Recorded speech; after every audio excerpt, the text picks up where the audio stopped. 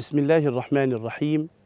الحمد لله رب العالمين، والصلاة والسلام على المبعوث رحمة وهداية وبشرى للعالمين سيدنا محمد وعلى آله وصحبه ومن اهتدى بهديه واتبع سنته وطريقته إلى يوم الدين، أما بعد. فأهلا وسهلا بحضراتكم. نسير في هذه السلسلة المباركة نحو دعوة الإسلام للوسطية.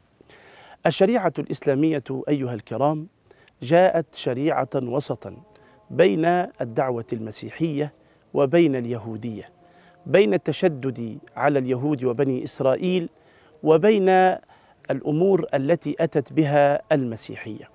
فشريعة الإسلام جاءت شريعة وسطا بين التشدد والتفريط. شريعة الإسلام قال عنها القرآن الكريم في دعوته إلى الوسطية السهلة السمحة، يقول الحق سبحانه وتعالى في سورة البقرة: بسم الله الرحمن الرحيم، وكذلك جعلناكم أمة وسطا لتكونوا شهداء على الناس ويكون الرسول عليكم شهيدا.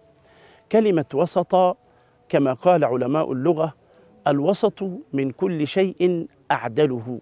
ما معنى أعدله؟ يعني ليس بالكبير الشائن ولا بالصغير المفرط الصغر.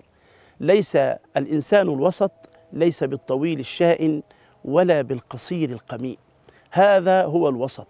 الوسط من كل شيء أعدله. فالشريعة الإسلامية شريعة وسط. يظهر هذا في تشريعات الإسلام، في معاملاته، في عباداته، في عقيدته السهلة السمحة، في تعليمه، في كل شيء جاء به القرآن الكريم وجاءت بها شريعة الإسلام على لسان سيدنا رسول الله صلى الله عليه وسلم. شريعة الإسلام وتشريعات الإسلام تشريعات وسط. الإسلام ليس بالمستبد وليس بالمفرط، ولذلك نبي الإسلام صلى الله عليه وسلم كان إنسانا معتدلا. حتى مظهره صلى الله عليه وسلم، حتى مظهره كان سيدنا رسول الله صلى الله عليه وسلم وسطا بين الرجال، لا بالطويل ولا بالقصير. شريعة الإسلام في تشريعاته تشريعات سهلة سمحة وسط.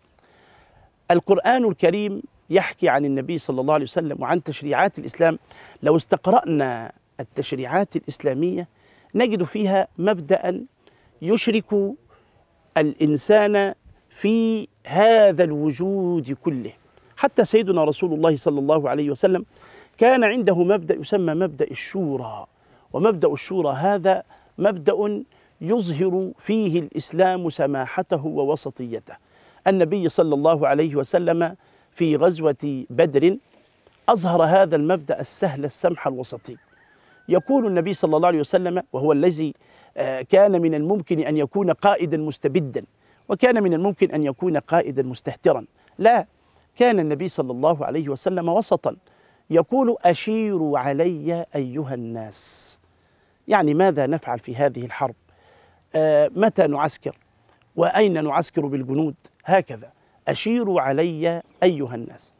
تشريعات الإسلام قائمة على مبدأ وسط هو مبدأ الشورى. تشريعات الإسلام تظهر وسطيتها وسماحتها، وتظهر دعوة الإسلام في وسطيته في التشريع، أن تشريعات الإسلام تناسب كل حال وكل مجتمع.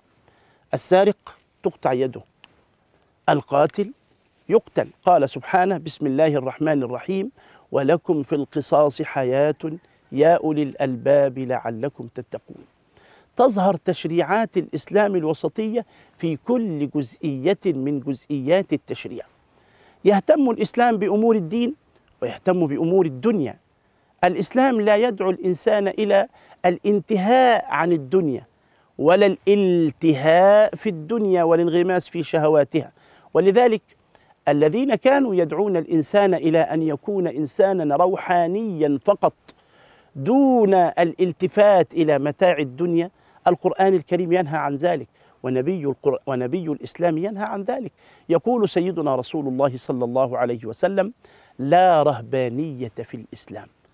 ما معنى لا رهبانية؟ أي أن الإسلام يدعو إلى أن يكون الإنسان مؤسسا لأسرة، مؤسسا لمجتمع صالح ينتج أناسا صالحين. ولذلك الذين اتبعوا الرهبانية فشلوا في هذه الدعوة وفشلوا في هذا. قال سبحانه وتعالى في سورة الحديد يحكي عن هؤلاء يقول: ثم قفينا على آثارهم برسلنا وقفينا بعيسى بن مريم وآتيناه الإنجيل وجعلنا في قلوب الذين اتبعوه رأفة ورحمة ورهبانية ابتدعوها ما كتبناها عليهم إلا ابتغاء رضوان الله فما رعوها حق رعايتها. يأتي أحد أصحاب النبي صلى الله عليه وسلم وقد ألمت به غريزة الشهوة الجنسية، فيقول للنبي صلى الله عليه وسلم مستشيرا ومستنصحا من النبي صلى الله عليه وسلم: يا رسول الله، أفلا نختصي؟ نهى النبي صلى الله عليه وسلم عن الاختصاء، لأن معنى الاختصاء هو انتهاء هذه الغريزة التي تبقي النسل والنوع البشري. هذه هي سماحة الإسلام ووسطيته في التشريعات العادلة. يأتي أحد أصحاب النبي صلى الله عليه وسلم وهو سيدنا عبد الله بن عمرو بن العاص، وكان قد أهمل زوجته، فابتدره النبي صلى الله عليه وسلم وقال: يا عبد الله، ألم أخبر، يعني قال لي الناس، أنك تصوم النهار وتقوم الليل؟ قال سيدنا عبد الله بن عمرو بن العاص: قلت بلى يا رسول الله أفعل. قال: فلا تفعل، يكفيك أن تصوم من كل شهر 3 أيام. قلت: يا رسول الله إن بي قوة، إن بي قوة. قال: يكفيك أن تصوم من كل شهر 3 أيام ويوم الاثنين والخميس من كل أسبوع. قلت: يا رسول الله إن بي قوة. قال: يكفيك أن تصوم يوما وأن تفطر يوما، ذاك أعدل الصيام وهو صوم نبي الله داود. يقول سيدنا عبد الله بن عمرو بن العاص: فكنت أصوم يوما وأفطر يوما حتى طال بي عمر، يعني كبرت سنه وعجز. فقال: يا ليتني قبلت رخصة رسول الله صلى الله عليه وسلم. تلك هي التشريعات الوسطية. الذين انغمسوا في شهوات الحياة الدنيا فشلوا وضاعت بهم الحياة الدنيا وتقلبت بهم، والذين تركوا الحياة الدنيا وتبدلوا وزهدوا وتفرقوا في شعب الجبال ضاعت عليهم الدنيا. ولذلك القرآن الكريم يأمر أصحابه أن يأخذوا حظهم من الحياة الدنيا ولا ينسوا نصيبهم من الآخرة. قال سبحانه وتعالى في سورة القصص: ولا تنس نصيبك من الدنيا وأحسن كما أحسن الله إليك. أسأل الله سبحانه وتعالى أن يجعلنا جميعا من المحسنين، وأن يجعلنا جميعا ممن يستمعون القول فيتبعون أحسنه. أقول قولي وأستغفر الله لي ولكم، والسلام عليكم ورحمة الله وبركاته.